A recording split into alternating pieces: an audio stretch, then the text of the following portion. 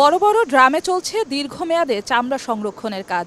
সাভার চামড়া শিল্পনগরীর প্রায় প্রতিটি ট্যানারিতেই চলছে এমন কর্মযজ্ঞ। যেসব চামড়া কুরবানির দিনে আমরা লবণ লাগাইছি সেগুলো এখন এই ট্রেনিং শুরু হয়ে গেছে, ওয়েটগুলো শুরু হয়ে গেছে। ডাইংয়ে যাবো, ডাইং করার পরে মানে ক্রাশ হবে, ফিনিশ হবে, তখন পর্যায়ক্রমে বিদেশে রপ্তানি হবে। শ্রমিকদের ব্যস্ততা দেখা গেল ডিসল্টিংয়েও। জানালেন অনেক কারখানাতে আসতে শুরু করেছে ঢাকার বাইরের চামড়াও। এভাবে প্রতিদিনই আসবে বাইরে থেকে আর কি, ঢাকার বাইরে থেকে।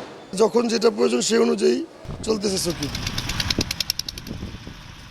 বেশ খানিকটা উন্নত এবার কঠিন বর্জ্য ব্যবস্থাপনায়। যত্রতত্র পড়ে নেই উচ্ছিষ্টাংশ।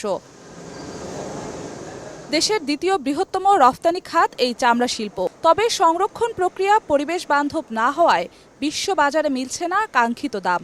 তবে শিগগিরই এমন অভিযোগ থেকে মুক্তি পেতে বেশ তৎপর বর্জ্য ব্যবস্থাপনা কোম্পানি। এখন জন্ম সনদ দিয়ে খোলো বিকাশ স্টুডেন্ট অ্যাকাউন্ট। নিজের বিকাশ নিজে কর।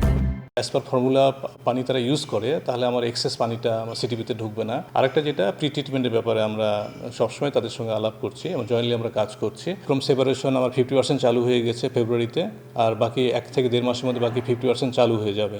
শিল্প বসতি আর বাস্তুতন্ত্র রক্ষায় বিসিক মালিকের জবাবদিহিতা নিশ্চিত করার দাবি পরিবেশবিদদের। অনেক স্বপ্ন দেখাইছে, কিন্তু স্বপ্নের কোনো কিছু বাস্তবায়ন না হয় আজকে তলস্বরী অবস্থা।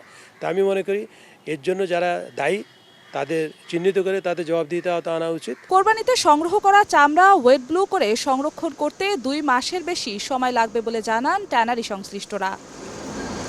জিন্নাত আরা যশোয়া, সময় সংবাদ, ঢাকা।